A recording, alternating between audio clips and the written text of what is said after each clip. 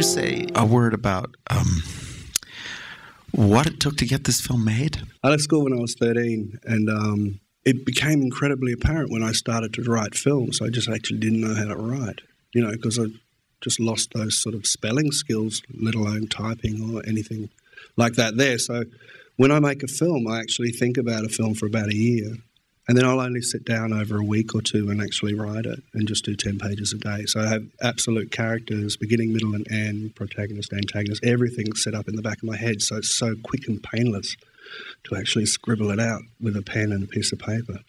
How do you script an entire film in silence? I mean, for me, this is one of the great classics of silent film. It's all big print. It's like a,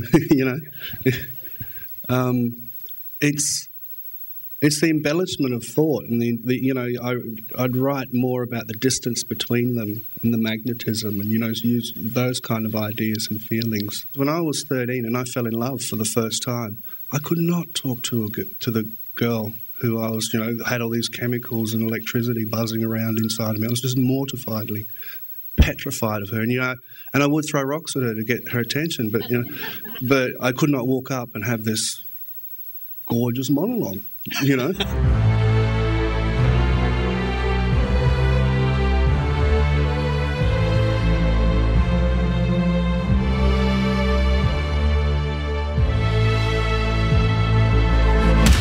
We started in communities and in town camps, sort of the reservation-style places, asking elders and school teachers and diversionary programs that we were making this film, and we were looking for this young man named Samson with this mad hair and this incredibly cheeky look, and sort of a home of electricity, and we're looking for this young girl named Delilah, who's sort of this Mother Earth. And people started suggesting, kids. And the scary thing was that the first boy who we met was Rowan. And I was like, oh, my God. And when we first met him, he had a cap on. And he was fantastic. We didn't get him to audition or anything. It was just sort of meet and greet and talk to his family about what we were up to. And it was sort of like, well, he's so perfect. What are we going to do now? The acting side of it, you work out what kind of soul the actor has, and then you try and work differently with them. So with Rowan, it was a little bit more sort of, a bit more like I direct him a bit more like a grumpy uncle, and do this and do that, because that's the kind of way he wanted to be directed. And Marissa was a little bit more sort of nurturing and, and a little bit more sort of caring, and a lot more sensitivity to, to her needs and feelings.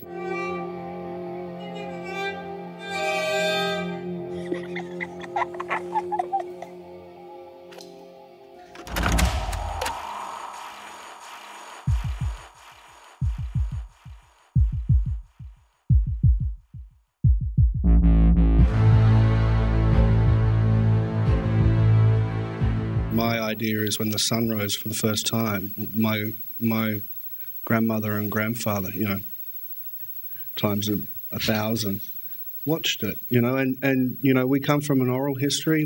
All our stories, we don't have a written history in our culture. So it's storytelling is incredibly important. And, 40,000 years ago, my family were telling stories under trees, and now, in a sort of a nomadic tribal situation. Right. And today I really love the idea of, trying to keep telling those stories, but using celluloid or radio or any of that kind of stuff is incredibly important for me.